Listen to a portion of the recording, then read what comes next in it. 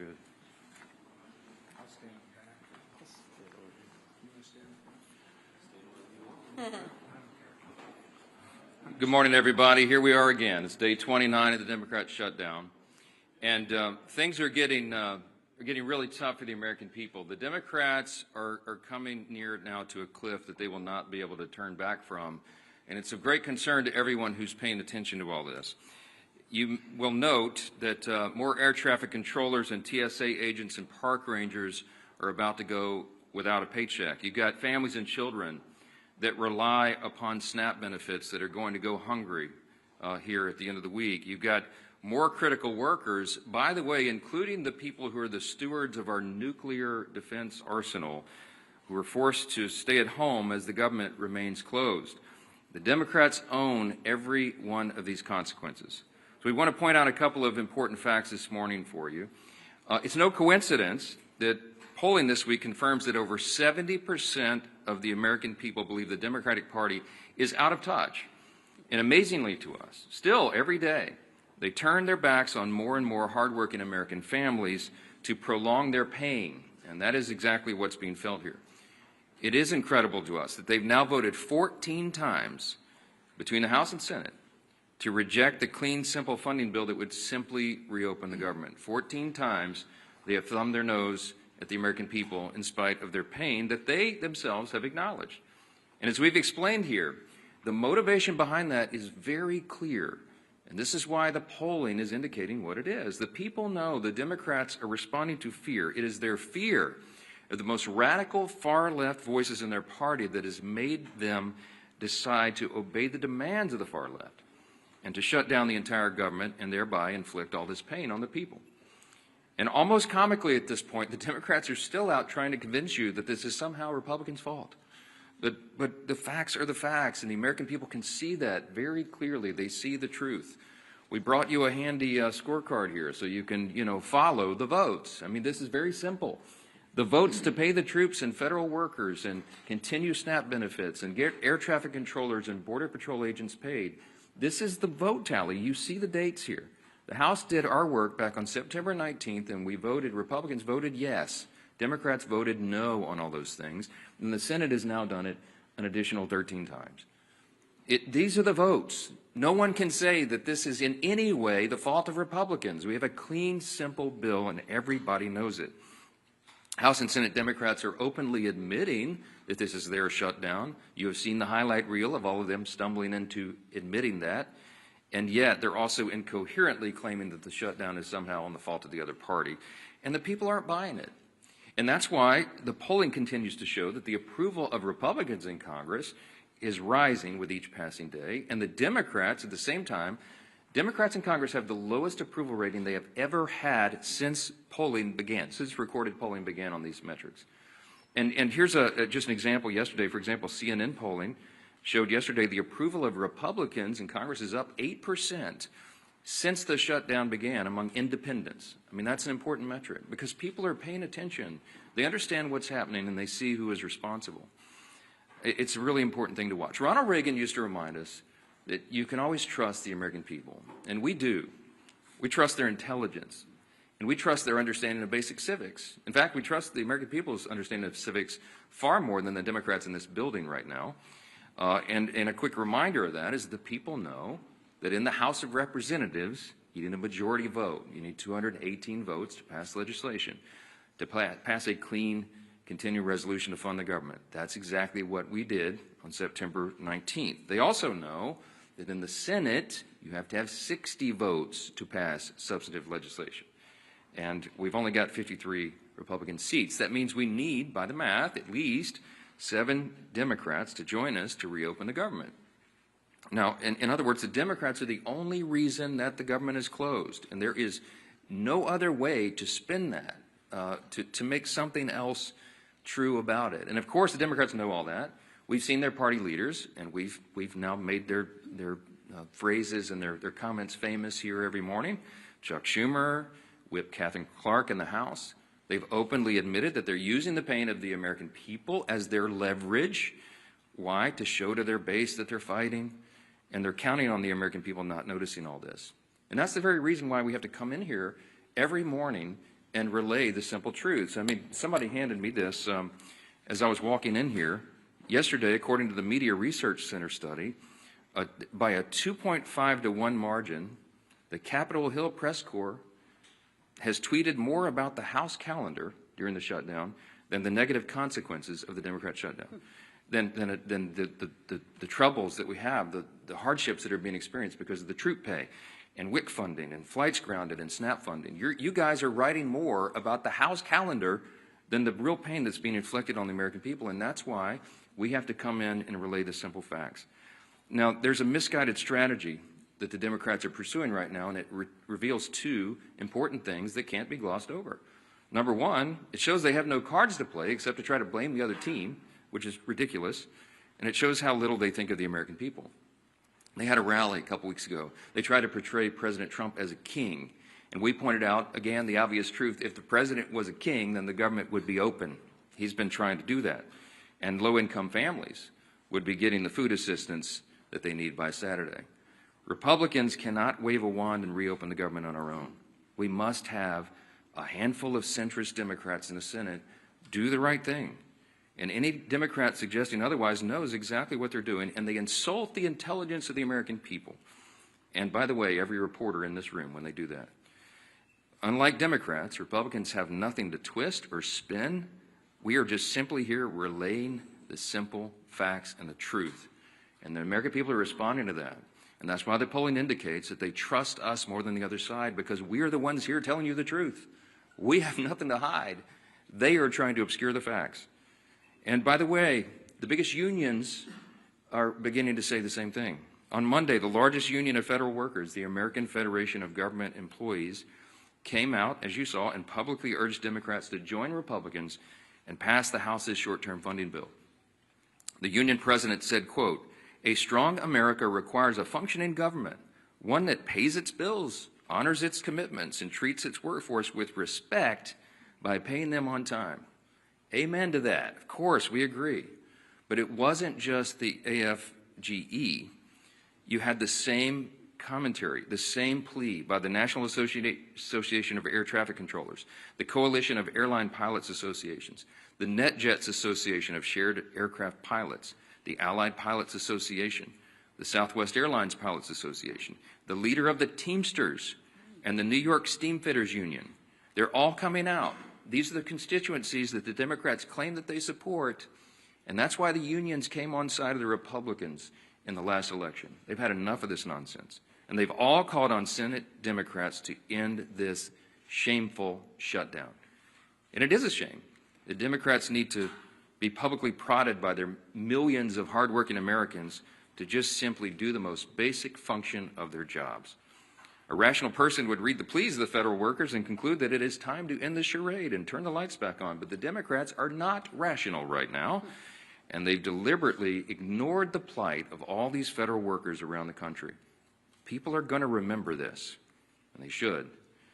I want to quote to you a couple of senators over there on the Democrat side. Listen to this nonsense. Senator Mark Warner, the senior senator from Virginia, and this is noteworthy because Virginia is the state with the largest number of federal employees. He claims that federal workers want him to vote against reopening the government. He literally said, quote, "I think they want us to fight this." Fight what, Mark? What are you talking about? We have a clean CR. This is not a partisan dispute. It's ridiculous. Senator Tim Kaine is the junior senator from the same state of Virginia with the largest number of federal employees, and he said, quote, "I work very closely with them, and the AFGE would not want us to cut a deal." What the heck are you talking about, Senator? There is no deal here. We're not talking about a deal. We're talking about a clean CR that all of you voted for even as recently as this year. And here's my favorite one. This is the best quote. When asked about the AFGE statement from the big union, Senator Jeanine Shaheen said, quote, "I had a conversation with the president of AFGE earlier, right after the shutdown, and that was their position then." So let me just translate for you. Senator Shaheen spoke with the head of the largest federal employee labor union. The president of that union explained to her the harmful effects of a shutdown, and then Senator Shaheen went out and voted to close the government anyway and continued to do that more than a dozen additional times.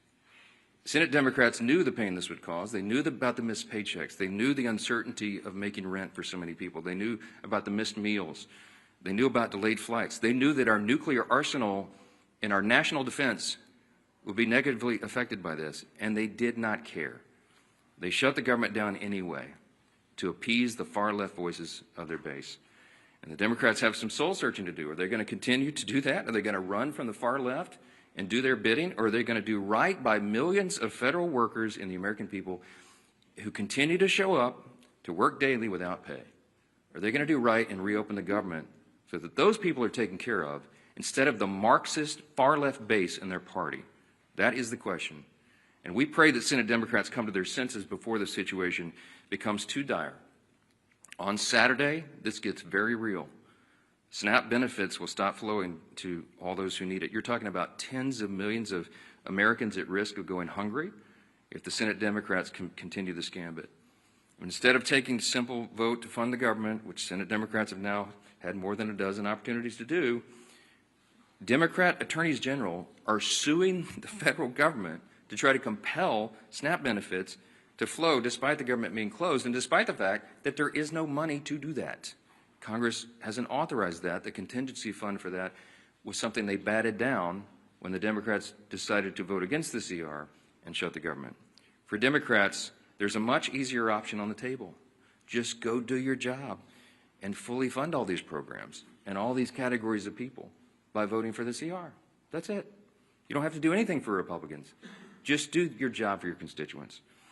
Until Democrats recognize the pain that's gone on for so long, Republicans will be in their districts helping their constituents clean up the mess that Democrats are making and help them make ends meet and help them find the assistance, the food assistance, and all these other things that they're going to have to rely upon. And joining us this morning to discuss the Democrats' shutdown impacts on our national defense and on foreign affairs is our great chairman of the House Foreign Affairs Committee and a decorated veteran of the U.S. Army, our good friend, Chairman Brian Mast. Brian? Thank you, Speaker. I think everything going on, it really puts an exclamation point on the fact that we have the greatest population anywhere across the globe. I do want to start just by saying thank you to all of our workers. We have workers whose lives are being very literally affected, and they're still coming to work every day. Those are really big, amazing people. That's our American workforce. So I just want to start by saying thank you to them, all of our TSA workers, all of our air traffic controllers, our ICE, our CBP, our State Department people that I deal with, and to put a point, maybe moving to State Department, because that's what I deal with the most, about the very serious stakes of what is going on right now. Not just with people's lives and them not being able to pay their bills, but with what's going on across the globe. To juxtapose these positions, we have President Trump in Asia right now, very literally trying to make sure that the United States of America is not cut off from rare earth minerals or other things, which is what China is literally trying to do. That's why there was a threat of another 100% tariff, because China was sending around letters saying, all you neighboring countries don't sell to America. So the president is abroad trying to protect our homeland. And we have Democrats here at home doing everything that they can to weaken our homeland. That's a difference of values. And the stakes of those values is the future of the greatest country on the face of this earth. We should pray that our adversaries would be stupid enough to say they're going to prioritize funding feminism in Africa over the food stamps of their own people. They're not that stupid, but apparently Hakeem Jeffries is, and that's a real problem for all of us here. I was on the phone with an ambassador this morning. I'm not going to say where, but we have requests for people to leave embassies abroad because of very real threats that are going on. The people in that embassy are right now trying to figure out if they have cash funding to get fuel for vehicles or to have diesel to put in their generators because they don't have reliable electricity in the places that they're in. Those are the real world consequences. While they're also worrying about their paycheck isn't coming in, can their family back home buy groceries, pay their bill for student loans, pay for the fuel to get their kids to school, or the tuition at their children's school, or all the other things that they have to worry about while they're worrying about can they even get out of country. So those are the difference of values. I guess I would close it by saying this. We need 5 Democrat senators to pull their heads out of their asses and go work for the United States of America. Thank you, Chairman Mast. Thank you for your service to our country and for keeping the focus where it needs to be on making sure America stays strong in the midst of turbulent times. And, you know, what's so sad about this shutdown is that we don't need to be in these turbulent times. It was a self-imposed wound that Hakeem Jeffries and Chuck Schumer have imposed on the country. And if you look over this last month of the shutdown, you've seen Democrats literally playing a Dr. Jekyll and Mr. Hyde game with the American people. On one hand, they'll try to say, it's not us, it's the Republicans. Gee whiz, as the speaker talked about, oh, they control the House, Senate, and White House, when they know that they are the ones that are shutting the government down. And then on the other hand, Mr. Jekyll's side, they're saying that they know that they're causing pain on the American people. They admit that there is suffering, but they're doing it for leverage. So you can't have it both ways, Chuck Schumer. You can't wake up one day and say you're going to try to blame it on the Republicans, and then on the next day, you're trying to say that, gee whiz, we know that we're causing these problems. They're admitting they're causing suffering on people, but they're doing it for leverage. And they can't even explain what that leverage is, because they just need to show their radical base that they're having a fight with Donald Trump. It's all it's been about from the beginning. You really want to know who's calling the shots in the Democrat Party? You saw it on the stage this past weekend. Bernie and AOC on the stage with the new leader of the Democrat Party, Mandami. Maybe Chuck Schumer's waiting for Mandami to let him know when he can open the government back up again. But families can't wait, because the real suffering is going to begin. It's already been happening, but it really hits home this weekend when SNAP benefits run out. And they know that. But I'm going to go through some of the lies, the myths, the things that they say when they know better. Chuck Schumer just yesterday said, quote, Republicans are in charge of the White House, the Senate, and the House, but they're refusing to do their job. Now, Chuck Schumer's been in Congress since the 1980s. And he knows that every day he's been there, there's been a requirement that you need not 51, not a majority like we need in the House. He was in the House where you did need a majority, and then he went over to the Senate where it's always been a requirement that you need a supermajority. And in fact, when they changed the rules, it's not a standard or a custom, it's an actual Senate rule that you need 60 votes. The rule used to be higher. And in 1975, many of you might have thought Chuck Schumer voted for that rule. He came in just a few years after. In 1975 is when they lowered the threshold to 60 votes. It used to actually be a higher standard in the rules. And so every day Chuck Schumer's been in Congress, it always took more than a simple majority, in fact, 60 votes to pass these kinds of bills through the Senate. And he knows that. So you'd ask him, why is he trying to lie and mislead the American people? When he makes a statement like that, he knows he's trying to mislead the American people. And yet on other days, he does admit he knows he's causing suffering, but he's doing it for leverage. And so this game back and forth is what the American people are sick and tired of. Hakeem Jeffries, quote, we didn't view the current bill as anything other than a partisan Republican spending bill. He knows good and well that it was a clean CR. If Democrats still to this day don't know the difference between a clean CR and partisan bills, did they stop reading the bills? Because they used to vote for these bills just since 2017. Go look at the facts. Speaker likes talking about the facts. Facts are important here. Since 2017, 30 different CRs, 30 times CRs have moved to keep the government open. And do you know 29 of the previous times Chuck Schumer's voted yes? 29. This 30th time is the only time Chuck Schumer has voted no. And of course you'd say, well, then what's changed if he's voted? 29 out of 29 times before this, he voted for clean CRs. What's changed? This is a clean CR. What's changed is the Democrat Party has changed. Mondami is now running the party. That party has changed. But the American people still have the same needs. The American people, again, the clean CR doesn't solve our differences. We still have big differences that we need to go negotiate, but let's just do it while the lights are on without the American people being held hostage. And of course, the final myth that's been out there for the beginning of this whole shutdown that we've debunked many times, that it's, quote, a total effing lie. That was Chuck Schumer's word. I think he actually used the word itself. That Democrats support free taxpayer-funded health care, free legals. That was Schumer saying that.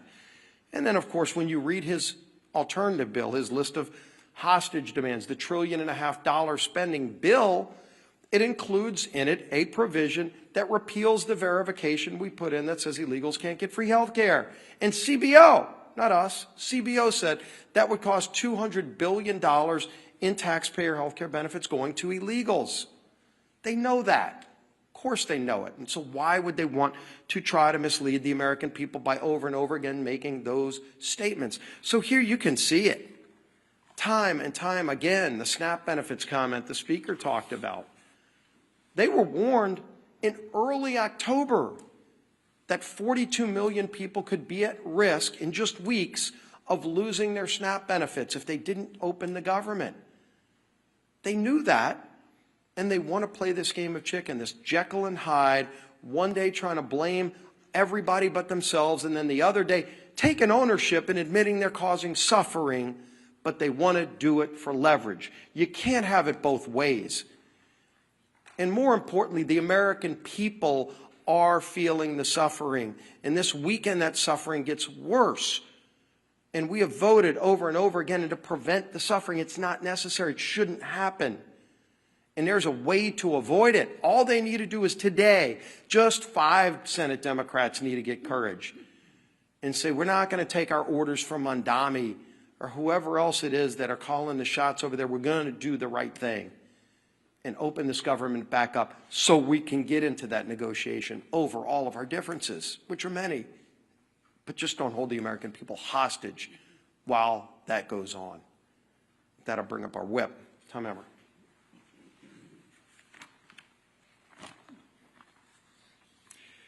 The Democrats have no leader, no vision, no message. And nothing proves it more than the chaos they have caused with their needless government shutdown. We are now 29 days into this mess, and the Democrats have contradicted themselves every turn with no exit strategy in sight. They've tried to make their shutdown fight about health care, while simultaneously demanding that we cut $50 billion in rural health care and give taxpayer-funded health care to illegal aliens. Not to mention the Americans who are suffering right now because critical health care services have been put on pause due to the Democrats' shutdown charade.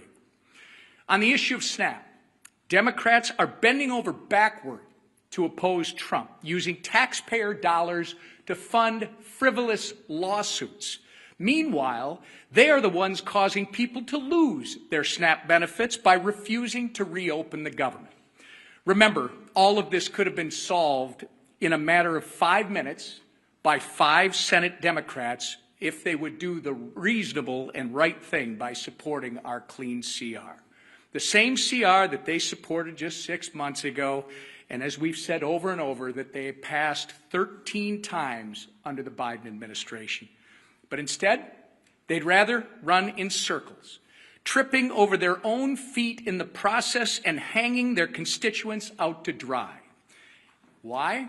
In order to attain political leverage and score points with the radical Mamdani and Omar Fata supporting that, by the way, for those of you that don't know, is the Mamdani of the Midwest, Omar Fata, supporting that wing of their party. Take it from the party who essentially wrote the government shutdown playbook. It doesn't work. Shutdowns achieve nothing but hurt everyone. So enough with the political games. Pass our clean CR and let's reopen the government for the people that you were elected to serve.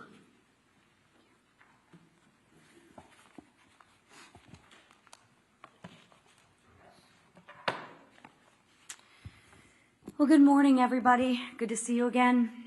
Let's get one thing straight right out of the gate. House Republicans did our job. Senate Democrats didn't. It's that simple. More than 1 month ago, under the leadership of Speaker Mike Johnson, the House passed responsible legislation to keep our government, your government, open. Meanwhile, Senate Democrats voted again and again to keep it shut down. So before anyone throws around cheap insults like one Democrat member did on social media this week, and I'll just read it. Lazy Mike Johnson has made himself irrelevant and pointless. You know, I always find that funny. When you can't beat us on the issues, what do children do? They personalize it. And that's exactly what this member is doing. He can't beat us on the issues. So he wants to attack our leader, who has done a remarkable job, and personalize it. We're not in 6th grade anymore. But maybe for some people they are in 6th grade. But let's remember the facts. Republicans acted. The Democrats stalled. Mike Johnson has shown leadership, discipline, and focus. And what's lazy, I'll share with you what's lazy, is Democrats refusing to do their job and blaming everyone else for the problems in which they created. Because what Democrats are doing is wrong. And Americans, real Americans, hardworking Americans, are getting hurt. I, for one, have had it. And I don't think I'm the only one out there. On Sunday, a Democrat House member admitted to the Wall Street Journal that his party is being pushed by far-left groups. He said the quiet part out loud, everybody. He said what we've been saying forever. He said Democrats were lying to the American people about the reason behind the shutdown. Well, that's a shock, right? It isn't for health care. It isn't for health care, because if it was about health care, they wouldn't have stripped the $50 billion rural health care fund. I mean, come on, Democrats, get your stories straight. At least get a good story that you can spin to the American people, but you can't even keep your story straight. Listen, what the speaker said, Ronald Reagan was right. Trust the American people. And you know what? I'll say it again. When the facts aren't on your side, you have to personalize it and you have to lie. But the question right now is, at what point is the pain of the Americans going to outweigh the radical cries of their base? It wasn't when our troops almost didn't get paid. It wasn't when moms and infants were at risk of losing the food off their table. It wasn't when flights across the nation got canceled because air traffic controllers and TSA agents didn't get paid. No. When that happened, Democrats said, every day gets better for them. Really? Maybe because they're getting paid while the people who they represent are not. That's what they said. They said pain for the American people was their best leverage. They said maybe it was uncomfortable, but it was worth it to them. Really? Think about that. Let that settle in. Let that just sit for a minute. So now I ask, Will it be enough pain this weekend when 42 million Americans lose access to food on their table? Will it be enough when 2 million Americans miss a paycheck? What Democrats are doing right now is absolutely cruel, but it's also dangerous. And I think Chairman Mast spoke very well on this issue, but let's build on that. When our skies aren't staffed, when our borders aren't secure, and when our troops are at risk of missing a paycheck, that is not a political strategy. That is a national security threat. Enough is enough. Americans do not want to be used as leverage. And they don't want to be used as leverage for another $1 trillion of wasteful spending. They work way too hard for their paychecks. They want relief, they want leadership, and they want results. Democrats, please, I implore you, do what's right. Democrats, do what's right. End the shutdown. End the suffering for the American people. Stop, as you say, leveraging the pain. Vote for the Clean CR funding bill and let America move forward. Thank you. All right, questions? Manu, go ahead. Given how dire the you expressed for so many Americans right now, how do you justify the administration giving this big, massive bailout to Argentina, as well as calling for an increase in beef imports from Argentina? Look, we give foreign policy, the execution of foreign policy, to the executive branch, and that's what the president is doing right now. There's lots of nuances about that. He's involved in negotiating trade agreements around the country to the great success and benefit of the American people right now. Dozens of them being worked out. He's overseas right now doing the same thing. And what he accomplished in Japan is a remarkable thing for the American people. And by the way, they've agreed to invest $550 billion into America, and that's good for everyone. So I can't get into the nuances of every single trade agreement with every country around the world, but we're going to trust the president to do what he's doing. He's had a remarkable track record of success for the American people, and nobody in this room can refute it. So I'm going to leave it right there. Chad, let's talk about the government shutdown. It's the main important thing right here. Chad, go ahead. Can you talk about some of the members in, excuse me, can you talk about some of the members at your conference who have expressed concern about the House being out, or saying that this has gone on, too long, we need to maybe have another CR or take another approach or do something on health care? Yeah. Can you talk about what that is like and some of the things that you're hearing from your members who are saying, this is really going on? Well, you all know what I'm hearing from my members because our calls are leaked every week, and we had a conference call with almost everyone yesterday. By our count, there's about 3 to 4 members of the House Republican Conference who have only mildly questioned working in the districts as opposed to being here on the floor. And we talked through that in as much detail as we can on a call that I know is being printed on the front page of all the papers the next morning. But I can tell you that 99% of all the Republicans in the Senate and the House heartily agree with what we are doing. They understand the most important thing and the most important function and the basic and most simple thing that government must do is keep its operation going for the people. That is the first job of Congress. And when we can't do that, everything is paralyzed. And so we have made that the #1 emphasis. We need the Senate Democrats to do what they have always done in the past. Don't make me tell you all the facts again. 13 times during the Biden administration alone, they voted on CRs to keep the government going. They know the pain they're inflicting. They do not care because they're more afraid of the radical left Marxists in the base than they are the American people. That's plain and simple. And so it's painful for them, for us to get up here every single day and relate again the simple truths. We have to do that. The repetition is what makes the truth saturate, because most of the mainstream media is giving us headwinds. They're pushing back, as I just demonstrated from you from the results.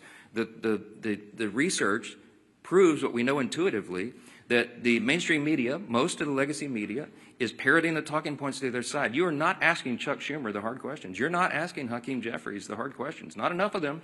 They're hiding. And they think that they can appease the radical base because they're more afraid of the voices of the far left corner of their party than they are everybody else. And I think there's going to be a big price to pay for that in the future. Yes, sir. Right here. Religion News Service has tracked 5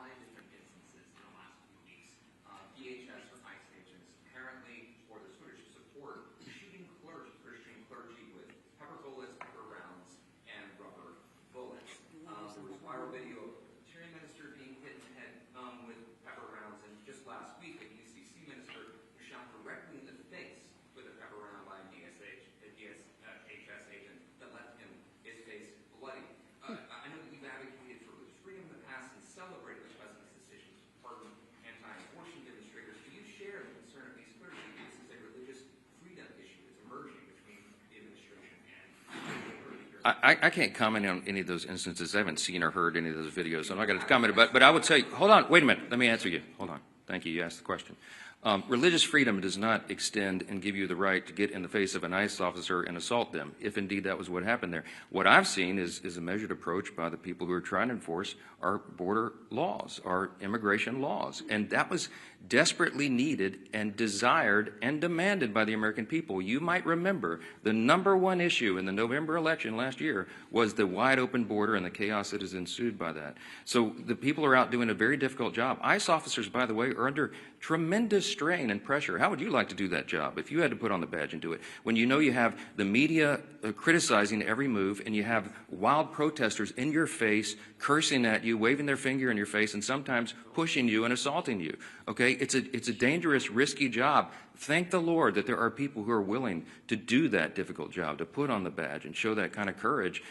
We should be on the side of law enforcement, and anybody who's trying to disrupt those operations, they need to be handled the right way. Now, look, all of us want the law to be enforced. We are the rule of law party. Chaos is not an American virtue.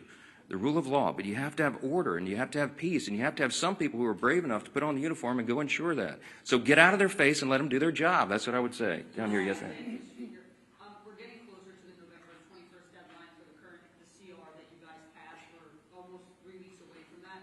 Is it time to bring the House back to pass a new CR with a new date? Is fewer than 3 weeks enough time to finish appropriation? Wouldn't that be a futile exercise when we have a CR that's been sitting over there since September 19th? If I brought the House back and we passed another CR, it would meet the exact same fate of Chuck Schumer. He would mock it, they would spike it, and they would try to blame it on us. So what would be the point of that? We're all concerned about the timing. The Democrats are eating up the clock. We have very important work to do here, and that's why we're pleading with them, not Chuck Schumer. Look, I think Chuck Schumer and Hakeem Jeffries are irredeemable at this point. I don't think they'll be able to tell Mondami in New York and his disciples that they voted to open the government. I've given up on the leadership. So we're trying to appeal to a handful of moderates or centrists who care more about the American people and will put the people's interests over their own and do the right thing in the Senate. I mean, there's no point in me sitting down with Chuck Schumer. He's painted himself into a corner. I get all that. Mondami it looks like he's going to win and be the mayor of New York City. And Hakeem Jeffries came out and endorsed him. That's all you need to know. Hakeem Jeffries is terrified that Mondami, one of his disciples, is going to challenge him in his own seat in the election next fall. You've already seen that rumored. Some of you have reported on it. So he had to do it. He had to endorse socialism. He had to endorse Marxism. This dangerous ideology that has taken over the Democrat Party. That is what is motivating them. So it doesn't matter what we do in the House. It doesn't matter what we pass. We have to get a handful of moderates over there who care about America to do the right thing. We need at least 7 Democrats. It takes 60 votes in the Senate to pass it. This is not the Republicans. This fault is squarely on the shoulders of the Democrats, and they are the ones causing you the pain, and don't ever let them forget it. Thank you. Thank you.